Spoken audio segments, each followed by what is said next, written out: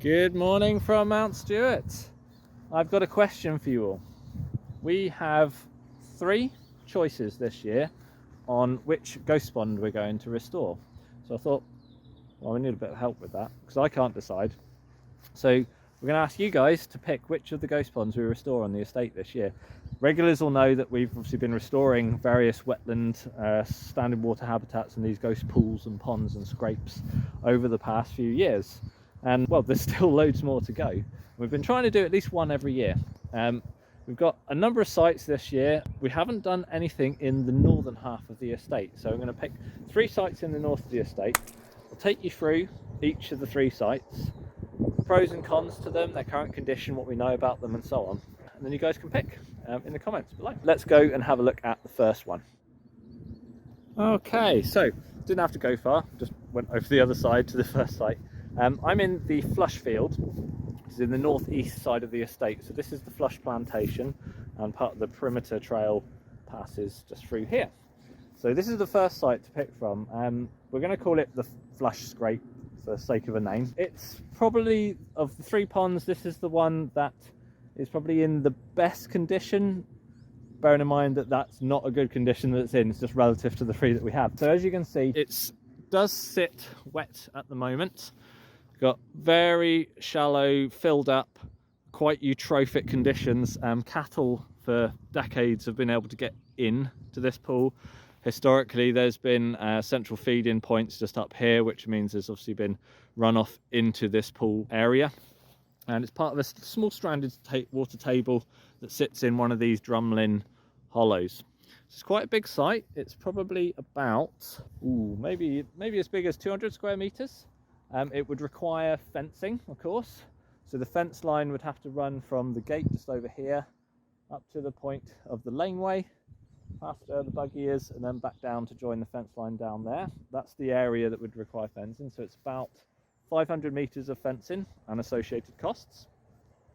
It does have some species favourable that are still holding on. There are some banks of cuckoo flower that do sit and show in this area, but overall it's very eutrophic, not a great condition, has quite high nitrogen content, and I would imagine in the process of bringing out these eutrophic sediments and getting back down to the original sediments again that hopefully have good seed bank in them, which is obviously what we want from a ghost pond, it's potentially going to be a slow recovery with those high nitrogen levels, but we've got to start somewhere. So biggest site, quite a lot of work, high fencing costs, but also has some species that are still favourable here right now. So keep that in mind and we'll head to the next site.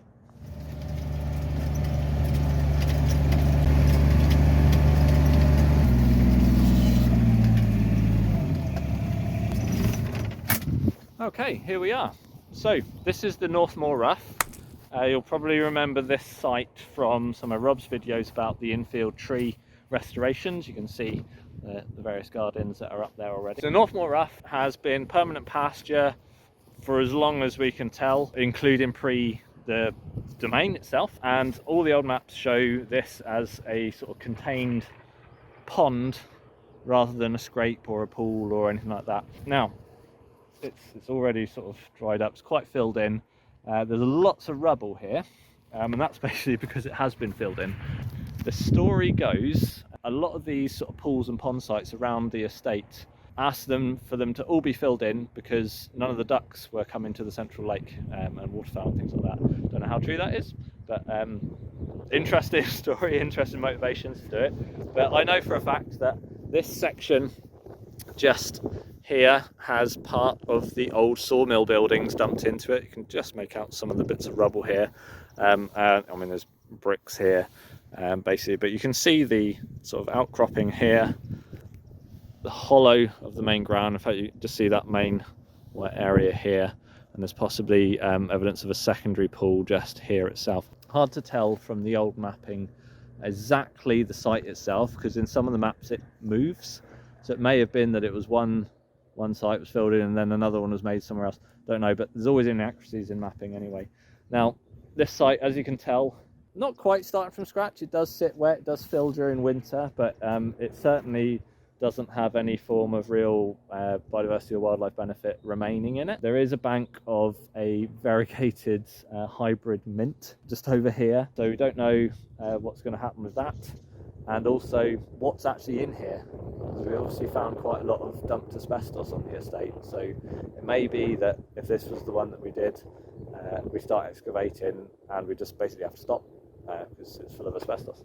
So one of the things to consider, and the final thing to consider with this particular site, is it's a full surround fence site with very shallow bedrock. So to contain this and exclude cattle from the water area, which we have to, it's probably going to be quite difficult for the contractor doing the fences, because it's certainly not going to be us, but that obviously going to incur a cost to it as well. So there's a few things to think about for this site. So this is the North Moor Rough Pond Pool. It's great. Let's go to the next one.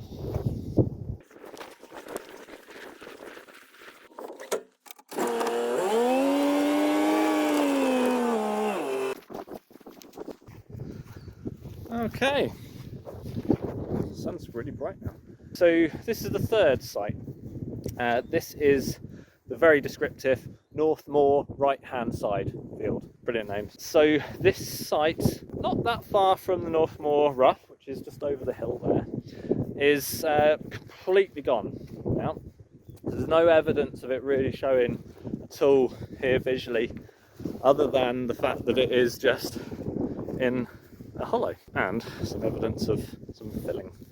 So looking at the old mapping for this site, it shows up as a quite definitive pond, marked as a pond on the old mapping in the 1800s. It then disappears but is replaced by just a well, so that suggests that it was already partly filled in and with some form of stone well built around it just for the sake of dipping to be able to get water for cattle, animals and things like that.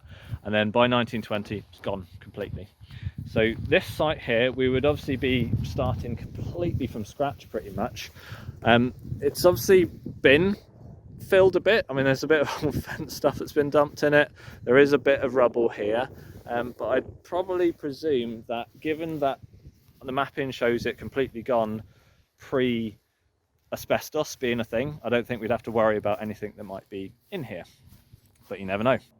Fairly straightforward fencing job. Bring it out from the strainer over there, out to a rise just here, and bring it round. There's James 2 and James 1 short on cattle balls. Over to here, fairly straightforward fencing. The ground's pretty good here to be able to put fence in to exclude cattle from it.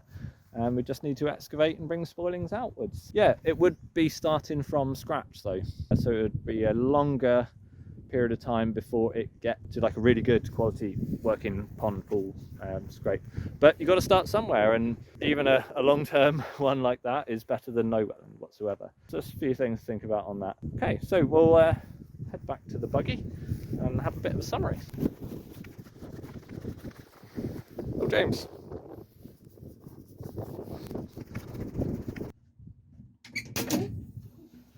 All right, so it's a bit windy out there, so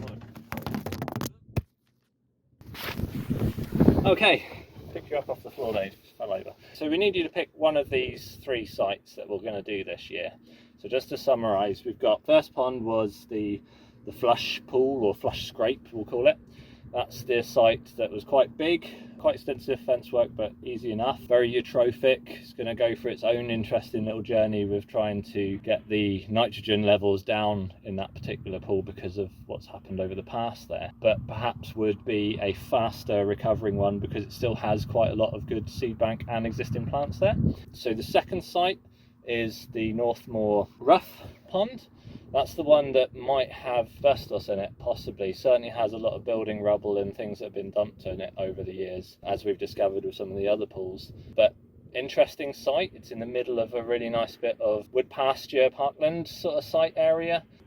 Not necessarily directly connected, but a really good position that sort of sits in that central north bit of the estate. And then the third pond is down here in the North Moor right-hand field, which is practically starting from scratch, but we don't know what good little cool sediment seed banks might be in there, and we've got to start somewhere. So they're all quite different sites with pros and cons to all 3 of them. Which one would you choose and why? Let us know in the comments. We'll do a follow-up video in say a month's time, decide which one got the most votes, and well, we'll do it. So we'll see you guys next week.